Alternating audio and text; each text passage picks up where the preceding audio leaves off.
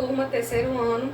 Então, irei passar aqui uma breve explicação sobre o conteúdo que eu já enviei para vocês, das atividades que vocês, alguns, né, já cumpriram com as atividades. Então, o tópico que eu separei aqui para revisar com vocês foi sobre a lógica aristotélica. Então, primeiramente, vamos definir o que é lógica. Então, tem aqui a definição de lógica. Lógica é a introdução para o correto pensar. Então, introdução, eu posso chamar também de argo. Argo é uma palavrinha que eles usavam lá na Grécia Antiga. Então, a maneira correta de você pensar, né? Às vezes eu digo com alguém, o que você está falando não tem lógica. Você não está falando coisa com coisa, então isso não tem lógica. Então, a lógica é isso, é a maneira que você pensa. A maneira que você vai repassar de acordo com o argumento que você está utilizando no momento. Então, aqui, a definição de lógica também, ela verifica a validade e a invalidade formal, ou seja, da forma. A validade formal da forma que você está argumentando, está ali montando o seu argumento para você convencer alguém ou para você, no momento, estar conversando com alguém, né? Então tem que ter uma lógica, você não vai conversar coisa com coisa, tem que ter ali uma estrutura, né, de uma conversa, de um argumento e que nesse argumento tenha lógica. Então o objetivo principal da lógica aristotélica é o silogismo, que mais na frente a gente vai ver o significado do silogismo. Aí eu pergunto para vocês, a lógica, só quem usou foi Aristóteles, porque eu não está dizendo, né? A lógica aristotélica. Não, de jeito nenhum. Outros filósofos lá da Grécia Antiga, como Platão, como Sócrates, eles já usavam a lógica em seu argumento. Mas só que Aristóteles, ele foi o primeiro filósofo a fazer uma estrutura da lógica para chegar no argumento verdadeiro, certo? Continuando, na lógica aristotélica temos os principais fundamentos da lógica, que são divididos em três. Os principais fundamentos da lógica, tá correto? Então, primeiro princípio é da identidade. Então, eu coloquei até um exemplo aqui. A é A, né? Então, eu estou afirmando aqui, eu estou afirmando que A é A. Se eu colocasse um B, A é B. Eu estou afirmando, eu estou identificando que A é B, ou A é A. Eu não quero saber, a lógica, ela não quer saber se está relacionado ao mundo real. No alfabeto, a gente sabe que A não é B, A é A e pronto, certo? Então, vem o segundo princípio, que é o princípio de não contradição. Então, é impossível A é A e não A ao mesmo tempo e sobre o mesmo aspecto, né? Então, no momento que você está argumentando, conversando com alguém, para que você tenha uma lógica ali dentro da estrutura do seu argumento, jamais pode haver uma contradição, né? Se eu digo que A é A, eu não posso dizer que ao mesmo tempo A é B ou A seja outra letra, tá certo? Então, o terceiro princípio, que é o terceiro princípio do terceiro excluído, ou seja, A é X, aqui é só um exemplo, ou não X, não há terceira possibilidade, ou seja, A ele vai ser X ou não tem uma terceira possibilidade para chegar em uma lógica correta, tá? Pronto, agora aqui o significado do silogismo. O que é o silogismo? O silogismo, ele é um argumento constituído de proposições das quais se extrai uma conclusão. Então, essas proposições, elas vão ser constituídas por duas premissas e uma conclusão, certo? Aqui eu tenho um exemplo. Todo homem é mortal. Então, esse todo homem é a primeira premissa. E aí eu venho para a segunda premissa. Sócrates é homem, certo? Então, que é a segunda premissa. E aí eu vou ter a conclusão. Logo, Sócrates é mortal, certo? Então, isso aqui foi uma estrutura que Aristóteles ele formulou para que você chegasse a uma conclusão correta. Ou seja, uma lógica, certo?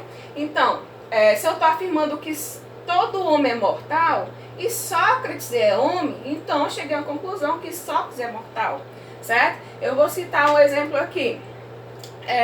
Por exemplo...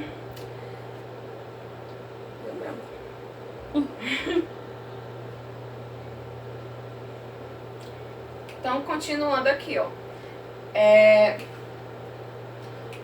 Ainda falando sobre o silogismo.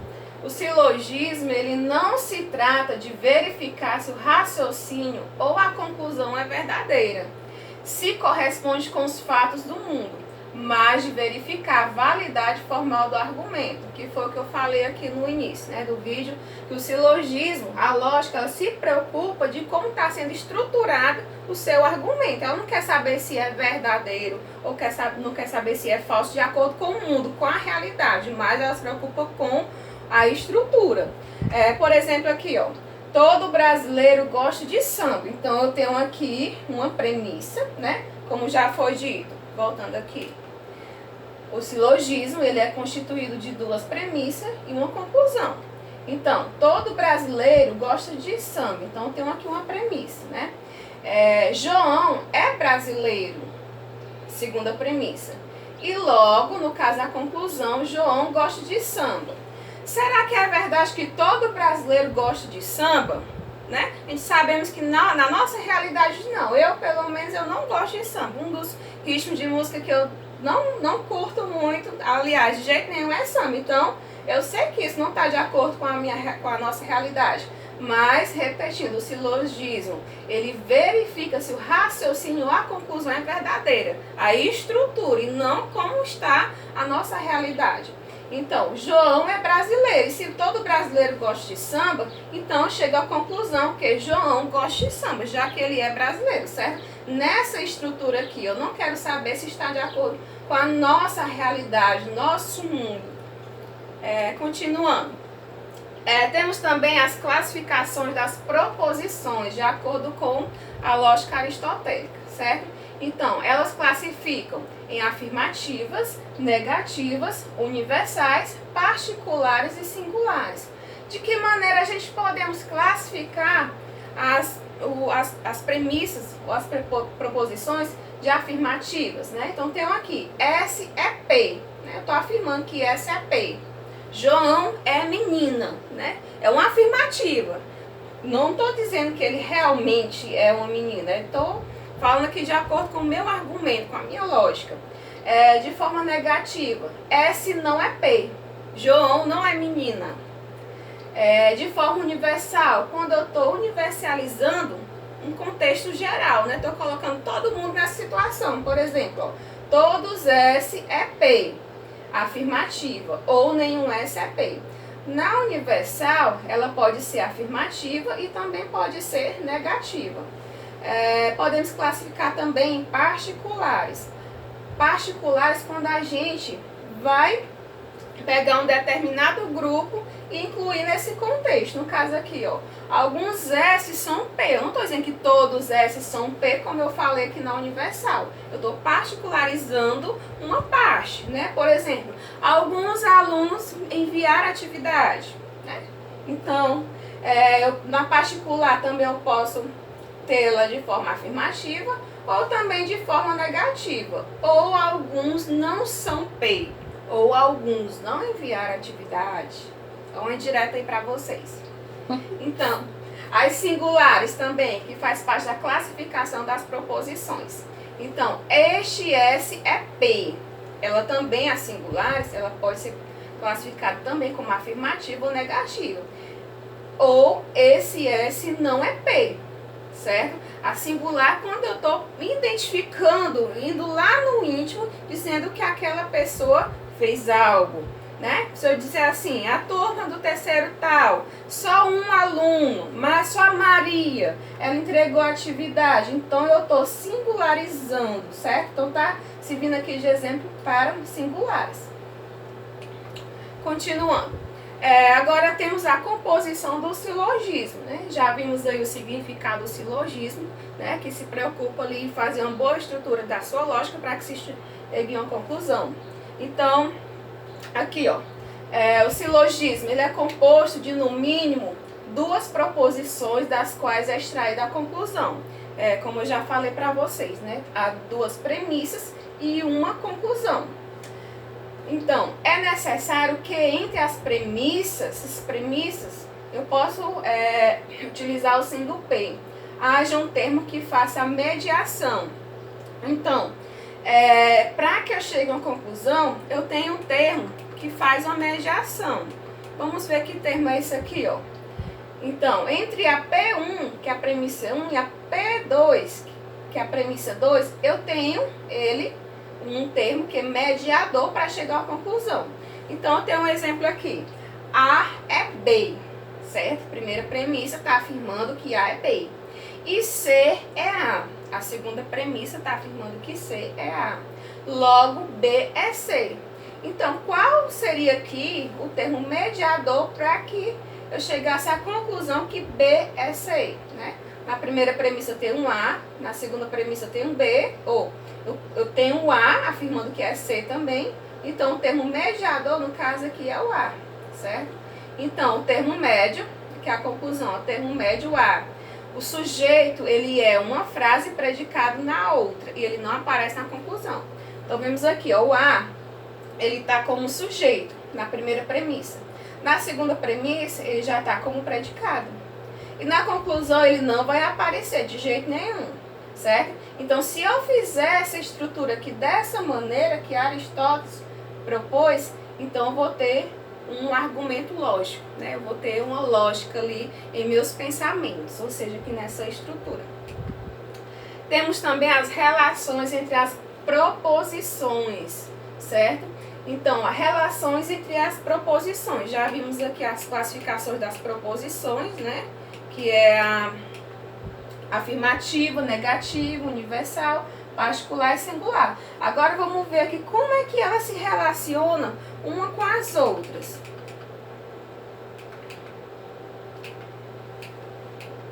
Então, temos aqui a proposição contraditória. Quando se diz que todo S é P e alguns S não são P. Ou nenhum S é P e alguns S não são P, né? Então, como é que eu posso dizer que S é P e depois dizer que alguns S não são P? Então, tem um exemplo aqui, ó. Todo cavalo é mamífero. Eu estou tendo aqui uma afirmação, né? Estou afirmando que eu estou universalizando que todo cavalo é mamífero. Aí depois eu digo, não, só alguns cavalos não são mamíferos. Então, houve aqui uma proposição contraditória, né? Está contrariando. Será que numa conversa alguém vai acreditar no que você está falando e você confirmar e logo depois você contar a mesma conversa contando ao contrário, né? Então, as pessoas vão duvidar. Não vai haver uma lógica ali no seu argumento, na sua conversa, né? Por exemplo, se o coordenador chegar para mim e disser, Gabriela, quantos alunos enviaram a atividade de filosofia? Eu vou dizer, todos, 100% todos, né? Aí depois eu digo, não, só alguns, 40%, 70% enviaram as atividades, né? Então, e aí, como é que eu vou ter uma lógica na minha conversa com a coordenação? Não vai ter uma lógica, eu vou ter que ser uma coisa ou outra, ser uma coisa ou outra. Então, a proposição contrária. O que é que diz a proposição contrária? Então, quando se diz que todo S é P e nenhum S é P, ou alguns S são P e alguns S não são P. Então, eu tenho aqui o exemplo. Todo triângulo é uma figura geométrica, né? E nenhum triângulo é uma figura geométrica. Então, houve aqui uma proposição contrária. Continuando. Eu também tenho aqui nas relações entre as proposições chamado de subalternas, né? Que ela não elimina uma e nem a outra, né? Ela não é nem um lado nem outro. Então, o que é que ela afirma? Quando se diz que todo S é P e alguns S não são P, ou nenhum S é P e alguns S não são P. Então, tenho aqui o exemplo. Todo cientista é estudioso, né? Estou afirmando aqui, nessa primeira premissa aqui, que todo cientista ele é estudioso. Aí eu digo, algum cientista é estudioso. Outro exemplo, nenhuma formiga é preguiçosa. Alguma formiga é preguiçosa. Então eu posso afirmar de uma dessas maneiras aqui. Posso afirmar que todo cientista é estudioso, ou algum cientista é estudioso. Eu tenho outro exemplo aqui, né, da estrutura lógica. Esse do João aqui eu já citei no início. Agora aqui, ó. eu tenho uma estrutura aqui, um exemplo que eu coloquei, que não vai resultar numa lógica. Então, aqui na primeira premissa eu afirmo, todo brasileiro é humano, certo? Brasileiro, ele está aqui como sujeito, certo? Aí agora eu digo, todo angolano é humano, certo? Esse humano, ele está aqui como predicado. Na primeira premissa, ele também está como predicado. E aí eu cheguei a uma conclusão que, logo, todo brasileiro é angolano. Será que eu cheguei a uma lógica aqui, certo? De jeito nenhum. Por quê que aqui está errado? Porque brasileiro, como ele está aqui no sujeito, era para ele ter vindo para a segunda premissa como predicado, certo? Então houve aqui totalmente uma desordem aqui nessa estrutura lógica. Por isso que eu não tenho como dizer que todo brasileiro é angolano, né? 12 nacionalidades aqui totalmente diferentes. Então essa lógica aqui está totalmente errada, certo? Quando o predicado ele está na primeira premissa e na segunda premissa ele continua como predicado, então eu posso afirmar aqui que essa lógica ela está incorreta. Também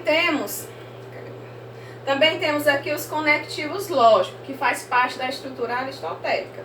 Então, o que são esses conectivos lógicos? As proposições simples são vinculadas ou relacionadas em uma proposição composta por meio de conectivos lógicos, chamados também de operadores lógicos, certo? Esses conectivos. Eu já passar para vocês a tabelinha para entender melhor. Então, os conectivos lógicos podem ser de negação, né? Eu posso negar. Eu posso conjunção, eu posso juntar como é que eu posso afirmar? Eu posso juntar uma afirmação com a outra, né? A disjunção, a condicionais e a bicondicionais. Vamos entender melhor aqui, ó. Eu tenho uma tabela, então, dos tipos de símbolos de conectivos lógicos, né? Eu teve até alguns alunos que entraram em contato comigo que não estavam entendendo responder a questão. E aí eu fui explicar que você iria trocar lá a palavra que estava em negrito pelo um conectivo lógico, certo? Então vamos entender aqui para você que não estava entendendo. Então, eu tenho essa tabelinha dos símbolos conectivos lógicos, né? Primeira coluna é a palavra, a segunda eu tenho o símbolo e a terceira é o nome, né? Se ela está em a negação, conjunção, disjunção, condicionais ou bicondicionais. Então, a palavra E, eu vou usar este símbolo aqui, certo? Então, eu vou usar ele para mim fazer uma conjunção, para mim unir uma palavrinha com a outra, para mim unir e formar uma lógica, certo? Ou, eu vou usar esse símbolo aqui. Então, vai ser uma disjunção inclusiva, quando eu vou querer, já numa afirmação, incluir outra afirmação. Eu tenho não, que eu vou utilizar com esse símbolo aqui, né, sinalização, que chamamos no português, tio, ou esse daqui, mais comum usarmos esse. Que vai ser a negação, quando eu vou negar uma afirmação, transformar ela em negação. Eu tenho o se e o então, né, que vai ser a setinha apontando, que vai ser condicional, ou seja, uma afirmação ela vai ser condicionada à outra. E essa daqui, se e, somente se, eu vou usar quando eu vou formar uma lógica bicondicional, né, que um está sendo condicionado a outro, que chamamos de bi, né, que é mais de um. No caso, esse aqui, condicional, um vai ser condicionado a outro. No caso aqui, por exemplo, A vai ser condicionado a A e A vai ser condicionado a B. Então, vai haver aqui um bicondicionamento. E ou, eu vou usar esse símbolo aqui, né, o V em negrito. Então, disjunção exclusiva, quando eu vou querer excluir uma afirmação, né, retirar do contexto. Então, aqui, eu coloquei aqui, acho que foi três questãozinhas sobre, que eu já passei para vocês, agora eu vou corrigir, né, já está aqui marcado, mas eu vou explicar por